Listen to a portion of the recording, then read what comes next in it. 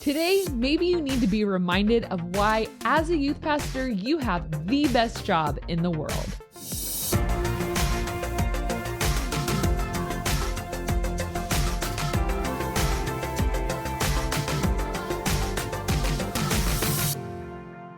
Welcome to the Ministry Coach Podcast, where we bring you weekly tips and tactics to help you fast track the growth and health of your youth ministry. This show is the coach for the coachless in youth ministry. My name is Jeff Lascola. This is Kristen Lascola. And today we are going to talk about why your job, not mine, but why your job is the best in the world.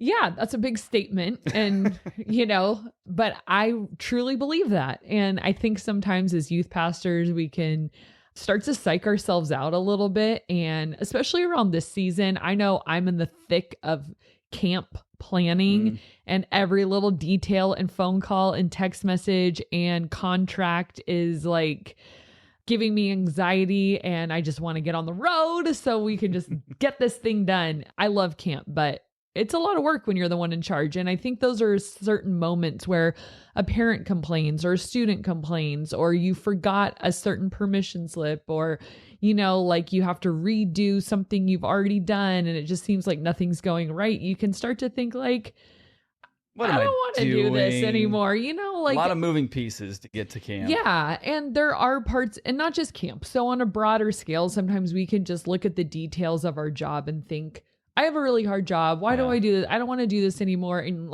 maybe like me, you fantasized at times about, I wonder what it'd be like just to be like a regular, 9 to 5 kind clock of out, person. not care about your job once you left. Yeah. And not so much of your heart invested in it. And I think that's the hard thing about youth ministry that exhausts us over time, is that it is very personal and it's not just a job. You kind of have to care about it. More than just I did my job, now back to my life. Where does one end and one begin? Right. And so there can just be moments where I've heard really amazing pastors say that they fantasize about that, just to be kind of an unknown Joe Schmo working a 9 to 5 job, and nobody cares what you do on the weekends, and nobody you don't go home with this burden of the people at work, right. I mean, everyone has that to an extent, but it's just different. And so if you're kind of in that mode right now of thinking what did I sign up for? This job is hard. I don't know if I can keep going. I just want to encourage you with some of the thoughts that I think to keep me going, that remind me, wait a minute, those thoughts I think are probably an attack from the enemy, because truth be told, we really have the best job in the world. And I would argue to say the most important job in the world. No offense to anyone else doing other jobs, but those people aren't listening to this podcast. So who cares?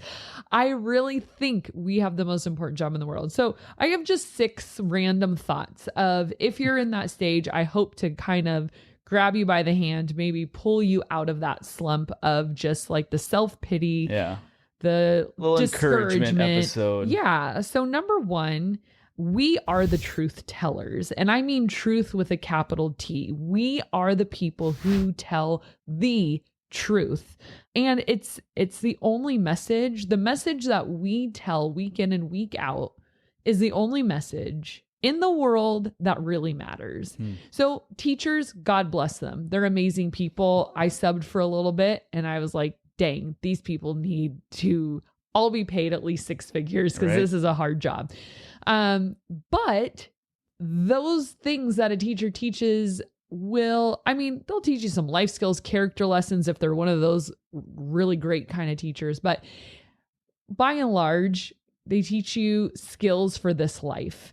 Most jobs are like that. Right. They're something to help you in this life. Comfort for here and now. Yeah. Whether it's, something head knowledge or something tangible, it's for this life. But with so many different truths out there right now, I feel like there's just this big deconstruction trend going on on TikTok, where people are saying, I used to be a Christian, or there's a lot of ex-Mormon ones. I don't know if that's just in my feed or what, but there's these people saying, hey, here's the faith I grew up with, and now I'm deconstructing it as an adult, and here's why I'm so happy and I'm so free.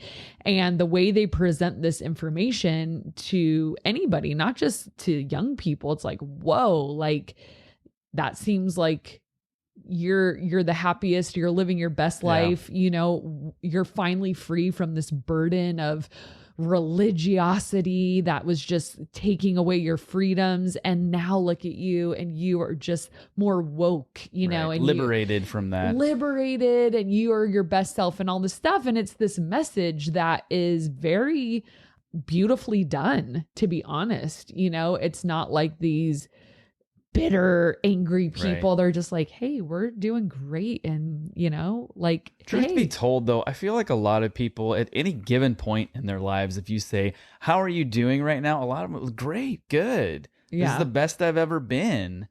And maybe you know some stuff in there that's going on in their life. It's like, really? Are you? Is this the best it's ever been? And I mean, especially social media, you're going to present that. Totally. You're presenting.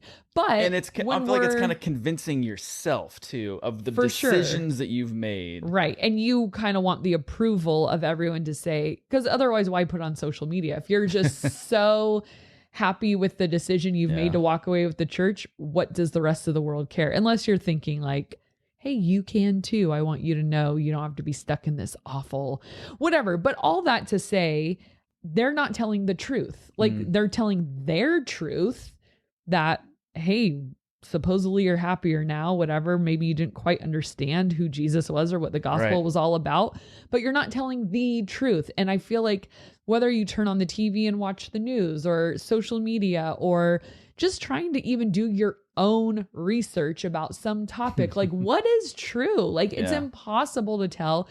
And there's disagreements everywhere. And I just feel this sacred task of like, in a world full of confusion and liars and people that tell half truths or things they think are true but really aren't, we are charged with telling the only truth. The only thing we can know for sure, and the only truth that really matters, is who Jesus is, what he did, and who that makes us in relation to that. And we get to tell that every single week in a world that is so confused. We have this like sacred duty. So if you're feeling exhausted by, I have an all-nighter coming up and camp permission slips are up to my ears, are driving me crazy, just stay narrowly focused on, but wait a minute, I'm the truth teller. All this other stuff I have to do, but I can't throw in the towel because I am the truth teller. And to me, that's a huge weighted responsibility. Like I think sometimes we think as youth pastors, like don't make too much of yourself, but don't make too little of yourself. And it's not of yourself, but it's of what you're charged to do. Like you're carrying the truth for all humanity.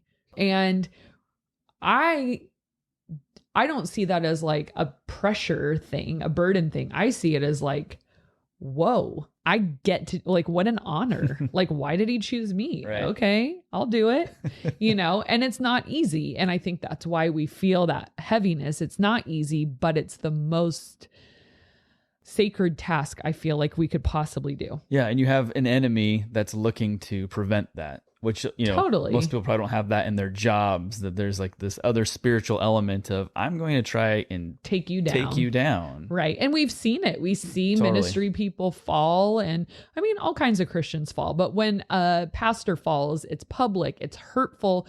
When a private individual, his or her circle of pain is very small. It's like your family, some friends, you know, but when we fall, I mean, we let down the entire church, every Christian who's ever heard of us, you know, people get so bent because of that. So we have like this extra spotlight on us. And, you know, that's a really sobering thought, like to give caution to, like, we're not just anybody.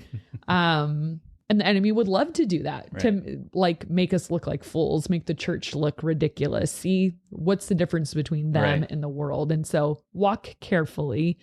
But yeah. So 2, we care for the only thing in this entire world that will last forever. And that's people, because people are the only ones that have souls, and souls last forever. See the logic there.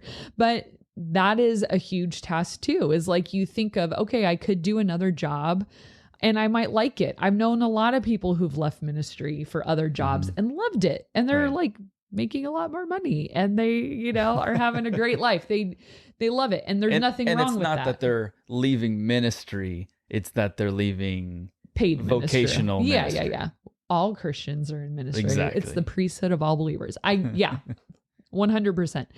Yeah. Working, being employed by a church. Right. Getting paid less for your ministry. Let's call it that. There you go. But when I think about it, I think, man, okay, so my job is to care for people. And that is, what is the number one thing that's most important to Jesus? It's people. So I get, when he says, feed my sheep, you know, it's like caring for what's most important to him, his most valuable possession, his most prized, passionate possession is people, and we care for that's like other than telling the truth, that's part of ministry. We teach, we tell the truth of the gospel, but then we care for those people. And you know, no matter what you do in this world, and I think that's why Jesus is so clear that the greatest two commandments are to love God and love others, because everything else won't last. So what does it matter if you love this, love that, took care of a farm, took care of this? Like, yeah, you did your job, and there's something to be said for that. Like he says, whatever you do it with all your heart. Right. Do it as unto the Lord. It doesn't mean all other jobs are pointless, but it does mean, man, there's this extra thing of like, I'm caring for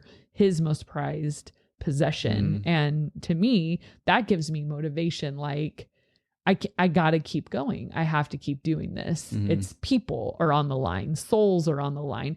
And a lot of times, like, if we talk about numbers, and I've, you know, found myself feeling like this from time to time, is like talking about numbers feels so like, ugh, who even cares? But then like sometimes pastors have put it in perspective for me of saying, well, every single number is a soul. Yeah. Like that's a real soul. That's an eternal being. So it does matter.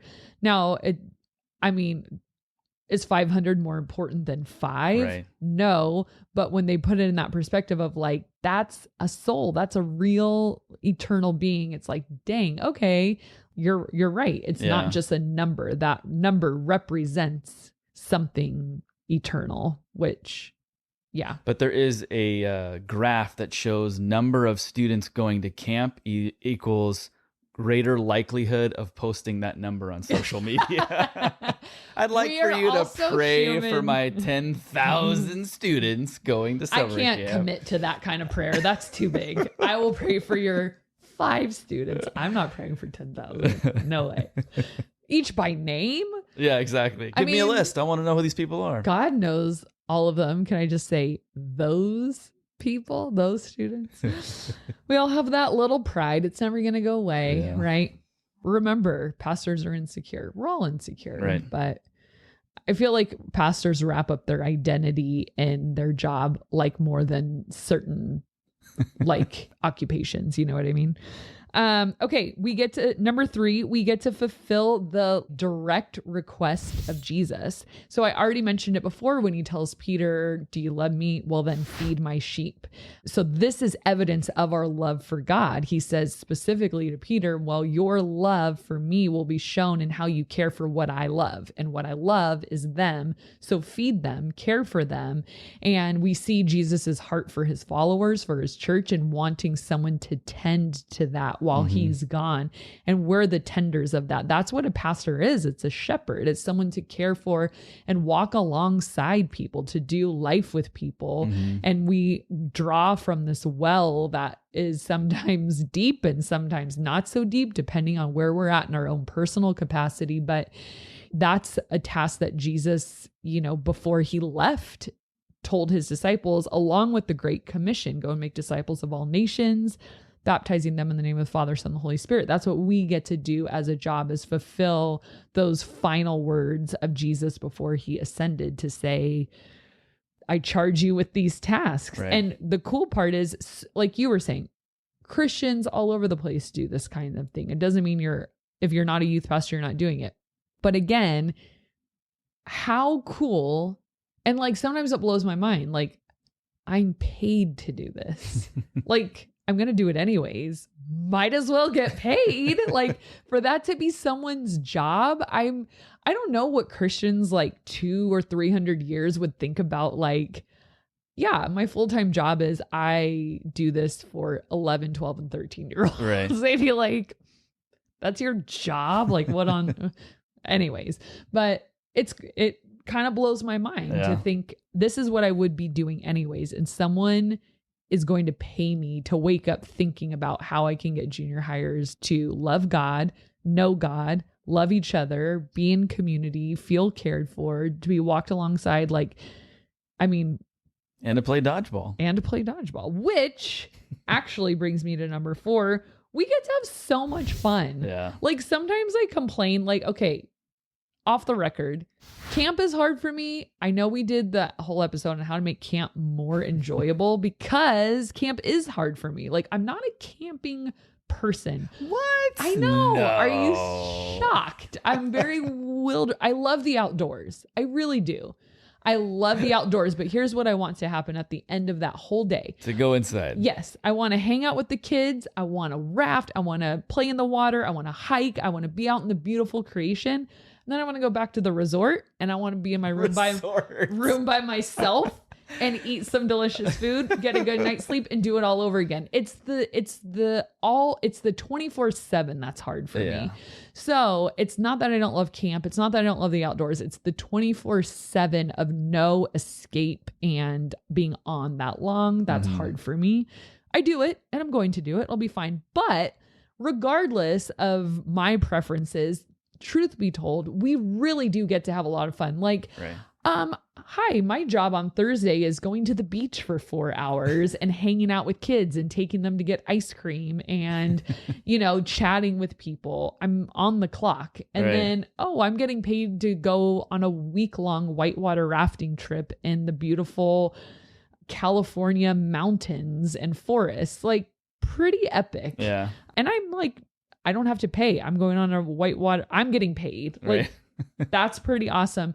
And then just the pure fun of, I mean, what youth pastor doesn't like games? If you don't like games, guys, come on, work that muscle, learn to like games because they're the best.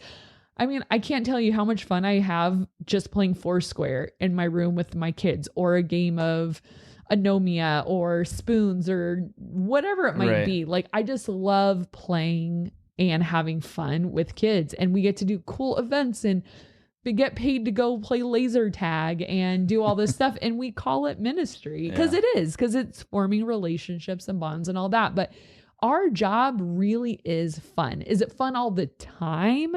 No, because, like I always say, leadership isn't fun, but there's parts of our job that, we can make as fun as we want. Like there's a whole big play aspect to what we do that I think sometimes we take for granted. And there's been certain seasons in my ministry where I've seen those things as a burden. Like, I don't want to play laser tag. I don't want to go bowling. I don't want to go on an all-nighter. I don't want to go to the beach. I don't want to go to, and I'd be like whiny about it. But then I just like stopped and thought, I'm like, wait a minute, I could be stuck in a job like inputting data or something, and I'm out here at the beach with people. Like, what is so bad about that? Like, snap but it just out goes of to it. show that any job has you'll find the parts of it that you don't like, or that'll wear a rut, and you have the opportunity to get out of that rut, which a lot of other jobs don't have that. Sure, it's like, well, you're here Monday through Friday, and you're still going to be doing the same thing, whereas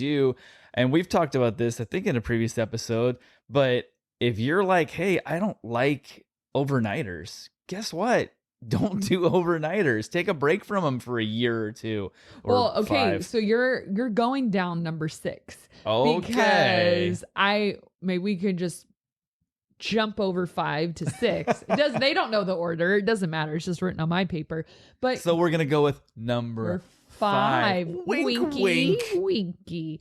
Well, and that's what I was going to say. Another benefit to our job is the flexibility and creativity. Like, nobody is, and I hope this isn't true at your church, but nobody is like, hey, you need to plan an overnighter. Why haven't you yet? It's like, do I feel like doing an overnighter? Nah. let's do this instead, and there's the flexibility and creativity to even teach on what you want to. Like, what events do I want to do? What kind of camp do I want to do? What kind of series is up next? And how could I get creative with that? Like, by and large, there's this whole, I've said by and large. It always makes me think of, you just spit on me. No, on the table. Oh, okay. It makes me think of Wally, because that company was called By and Large. Oh, like the Costco kind of spinoff. Yeah, and to be honest, I can't remember the last time I said by and large, and I've said it twice on this episode. It's gonna be your new thing. By and large? What does that even mean? I had an art teacher in high school who always said "at any rate," and she said it so much that it was like, I didn't hear anything that came before or after it, but it was just like me tallying how many times she would say, at any rate, at any rate, at any rate. Your dad always goes, whatever, when it's time to move on. Okay, so I won't say by and large anymore. Yeah, that's getting awkward. I don't want to say that. I don't want that to be what like me. I don't want that to be a me thing, I say a lot. Yeah. And I say a lot. And like. So the flexibility and creativity is great because you can do your ministry and design it and redesign it when it gets stale, and then redesign it and tweak and do whatever. Try something new, get rid of something old. Totally. And if you're doing that data entry, you're not getting that same flexibility. No, I mean, you're going to do it the way somebody else wants you to do it, and there's no varying. But I feel like sometimes we forget that we do have so much freedom and creativity. And like, I want to do an interesting worship night. I want to do there would be no end to the possibilities of what you could do in your job. And just because you try something doesn't mean you have to keep doing it. I think sometimes we think like, well, I started this, now it's here forever, but just get creative. And I love even the flexibility. And this a lot is like post-COVID too, of like, I do a lot at home, and then I kind of like work out. Then I do my work, and then I put a load of laundry in, and then I do my work, and then I go water the plants, and then I do my work, and then I can like flip flop back and forth. It's like, I don't have to, as long as I get my work done, 4 or whatever. I set the pace. Nobody's telling me, where are you? You should be in the office doing the same exact thing. Yeah. The flip side of that though is lawyers can billable hours can be, it's like, well, if I'm thinking about your case, that's theoretically a billable hour. And for youth ministry, that may not be true whatsoever. I heard it in a movie. But in youth ministry though, it's like, if you were to clock in mentally, it's a lot of hours. It is. I'm not, we do work a lot of hours, but I feel like they're very flexible. Like I'm not sitting at a desk for 40 hours a week. I'm just doing all kinds of stuff. So it's there's a lot of different elements to it that can keep it interesting. So that, and then also, and we've kind of already mentioned this in terms of we're the truth tellers, but we get paid to study and teach the Bible. And so every Christian should be studying the Bible, but those hours that you're putting in to study it so that you can teach it, you're getting paid for that. Like, you study God's word, and that is part of your job, which is great. And I think sometimes I've heard pastors feel really guilty and say, well, the only reason I study the Bible is so that I can teach it, But I'm like, if you're studying it, you're studying it. You're still getting something from it. It's not like you could, because I don't know where one ends and one begins. I'll sit down to study the Bible, and as a pastor, my brain immediately goes to sermon. I know exactly what I could say or communicate, or, ooh, I want to pull this out, and dang, that's a good thought. What if I ran with that? I can't help it. So studying and for myself and studying for my teaching is the same thing, because what do we teach out of? What we're passionate about, what God's teaching us. So we can't separate, oh, this is the personal box, this is the ministry study box. It's like, no, be passionate about God's word, and then let your teaching flow from that. And it's okay that that overlaps. I mean, if you want to go down a hypothetical rabbit trail, say, but would I be studying it if I wasn't teaching it? I don't know. Answer that question when you come to that, when you're not a pastor anymore. But I think that's totally fine. And I love that my job forces me to stay in the word. It's an accountability thing too. I have to know the Bible really well. Whereas maybe if I did something else, I would be not as passionate about God's word.